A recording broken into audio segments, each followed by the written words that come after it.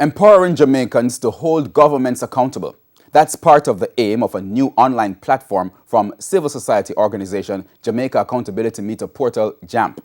JAMP and other similar groups presented and spoke on accountability issues in a webinar entitled Linking Good Governance to National Development.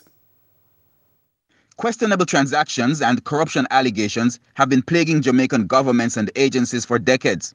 According to Executive Director of JAMP, Jeanette Calder, occasionally audits unearth issues and the media bring the issue to the public.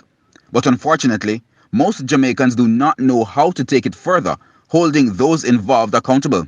When Herman does a story and we get really, let's face it, a little bit of angst, we want to do something, but we don't know who to talk to, we don't know who to call, we don't know who to write.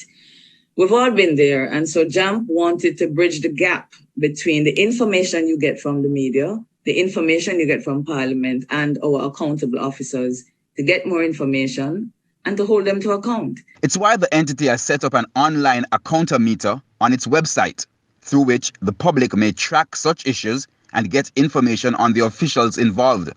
For NIA Executive Director Professor Trevor Monroe, the move is timely, as he says Jamaica has continued to underperform in international indicators of good governance and national development. He listed the Sustainable Development Goals in 2015, which Jamaica signed onto, including the commitment to reduce inequality.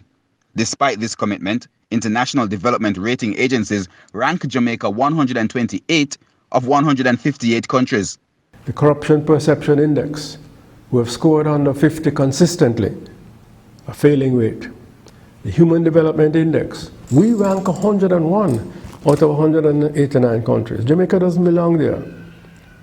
The Global Competitiveness Index, we rank number 80. That's 79 countries more competitive than us.